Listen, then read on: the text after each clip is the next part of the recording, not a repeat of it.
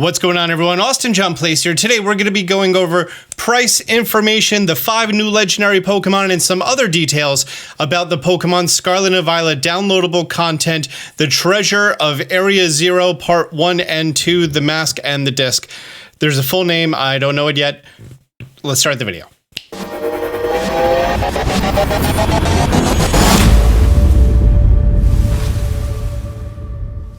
The very first thing that I want to talk about is the downloadable content for these two games, the DLC, which includes Part 1 and Part 2, you cannot buy them individually, is a lot cheaper than Sword and Shield's was. The Sword and Shield DLC, I don't know if you remember this, but it was $50, and this is $35. So it's $15 less. Now the question is it $15 less because there's $15 less of content? Or is it $15 less because they considered dishonorable in the state that they released the games in the first place? It's unknown at this time. We don't know the full range and scope and depth of what's actually going to be included in the DLC. I'm going to be purchasing both of them, and we're going to be going from there. On the purchase space, required space is TBD. However, typically what happens is the actual DLC is only a very small file, like 8 megabytes was the file for Scarlet and Violet, because all of the content is actually programmed into the base game. You're just unlocking the ability to go to the new regions and have the new quests open up. So upon purchasing and installing the DLC, you have to turn the game off and then turn it back on in order for it to actually show up properly. So upon booting up the game, you're gonna see that over here, the downloadable content now has the green check mark, and you're gonna see a little gift icon on top of it. After I connect to the internet and then I select it, check item details, new uniform set, gonna press A, you need to save before you receive it, and it's going to function essentially like a mystery gift, but it doesn't happen from the mystery gift menu. Maybe it does, I don't know. I just clicked it here and it worked. So, bully to me. You got some apparel. This now also gives us the new spring uniform. Let's hide my face so we can check out the outfits. Okay, that's unique. The new summer. I hate that so much. The new autumn. Why are you showing so much leg in autumn? And the new winter. That's pretty dapper. Okay, I can work with that. Go get myself some orange gloves. Yeah, not mad at that at all. Actually, there's so little orange, just the tie, that I could kind of make this work. Fly purple grape suit. Oh, the new school hat. I do not like that at all. The new school backpack, which, oh, I like that. That's actually a good one. Not mad at that at all. The new school gloves. Love those. Oh, and they're like peach on the inside. Okay. School loafers. I don't know if I had these before. My guy is looking super fly, except for that hat. Do not like that hat. What is the school tights? Okay, cool. Okay, yeah, I could work with this. My guy looking dapper. Very dapper indeed. In addition to the outfits that you're going to be getting now, there is going to be a Hisuian Zoroark that you can redeem now by going into the Poke Portal. Mystery gift. Get with code/password. And there's an email that's going to be sent to you upon purchasing the DLC, which is going to be right here for me. This is going to be a different code for you, so don't try to put this code in. It's not going to do anything. Upon entering the code correctly, searching for gifts, Hisuian Zoroark Hisuian form gift. There we go. There's Hisuian Zoroark in Pokemon Scarlet and Violet. Just like we saw in that trailer. Go check out your party. I will. He has 3 special features. His Terra type is already going to be dark.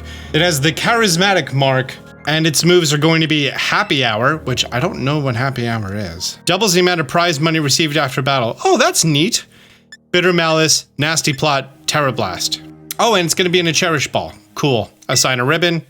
Charismatic mark for a Radiant Pokemon. And the fact that it's normal and ghost and it has the dark Terra type is pretty cool.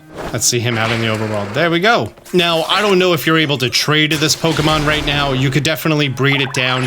Make sure you're holding, what is it? I think it's an Everstone in order for the Pokemon's regional form to maintain properly. Or you can just join a co-op with someone else, do a joint breed, and then get a Hisuian Zoroark that way.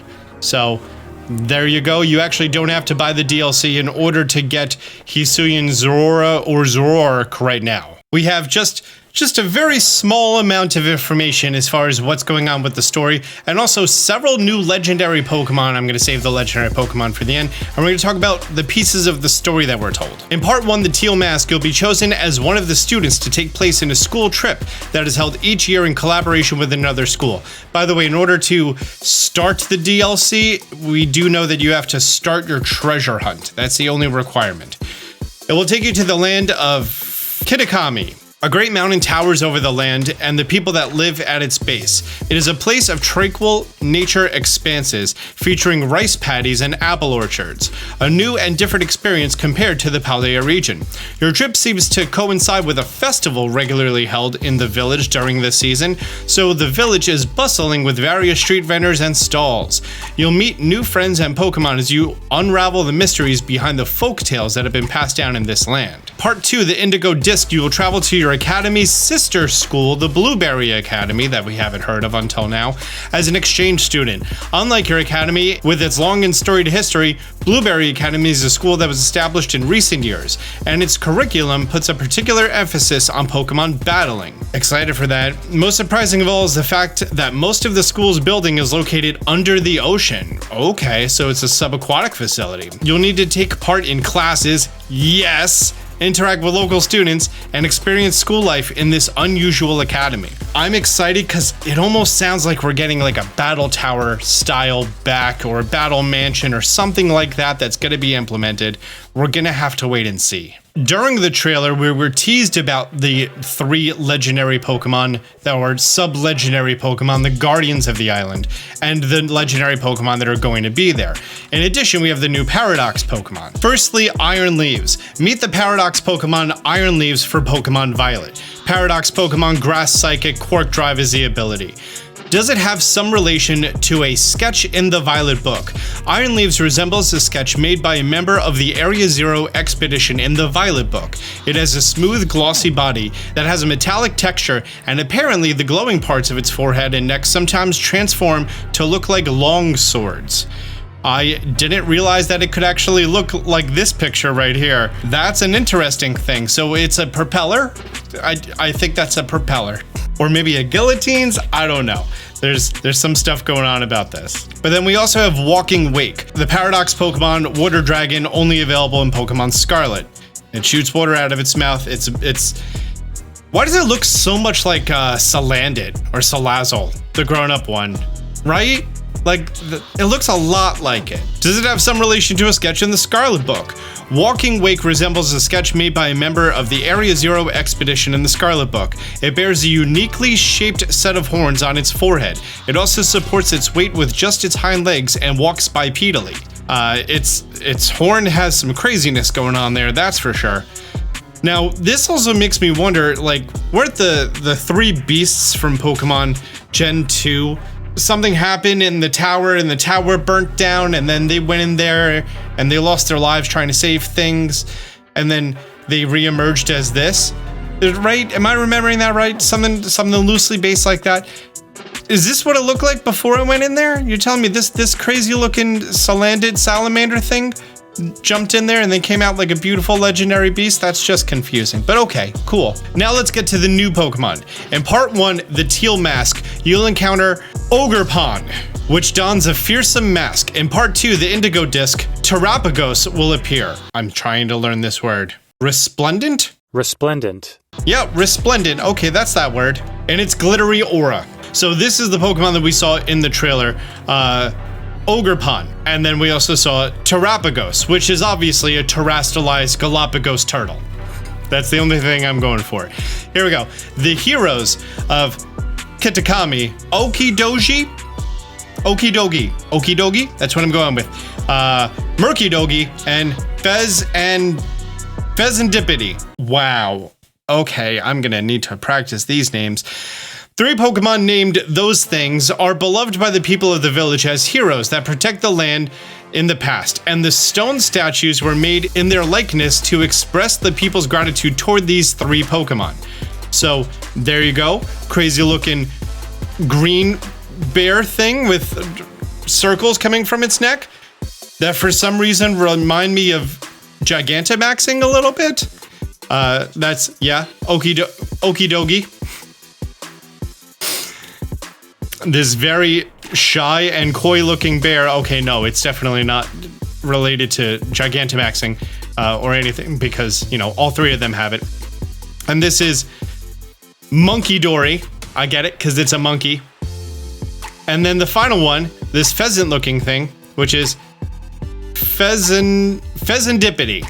There we go. Fezandipiti. So those are the three brand new legendary Pokemon, the guardians of that first island. In addition, Pokemon that have been found living in other regions but have not appeared in Scarlet and Violet are going to be coming back. 230 Pokemon. So that means that this game is going to have a total of, now this says familiar, this doesn't talk about any new Pokemon or regional forms as well. So now that we know that our number is guaranteed to be 400, right now we have 402 in game plus the current transfers. We're at like 500 and then 5, 6, 7, 730. And then we assume that all of the old legendaries that aren't currently supported are coming back. So by the time this is done, we're probably looking at close to 800 species of Pokemon being supported in Scarlet and Violet, which is a lot. The number above include Pokemon that you'll be able to bring to your game via Pokemon Home. Okay, so it's including transfer only. So let's strip down that number because that includes the legendary. So we're at 500, 6, 7, 730. So we're looking at a total of 730-ish Pokemon. This might also be including the Pokemon that we can transfer over now. So then that would strip our number down to 630. Let's say between 630 and 730 are the total number of Pokemon that you're going to be able to have once Pokemon Scarlet and Violet is done after the DLC. And then we're given a whole bunch of Pokemon that are going to be available in these games. Oh, great. That is all the information released for Pokemon Scarlet and Violet's DLC. Are you going to be getting it? Are you going to wait until you find out some more things before you jump right into it? Let me know in the comment section down below. Thank you so much for being here. If you found this video helpful, do me a favor, hit the thumbs up button and consider subscribing. Until next time, Austin John out. Man, they see me shining like I got the charm. Stay strapped, got that jet ball in my palm. Fell from the sky, guess I'm the chosen one. And if you need to know how, check out Austin John. Champion flow, yeah, I got that champion flow.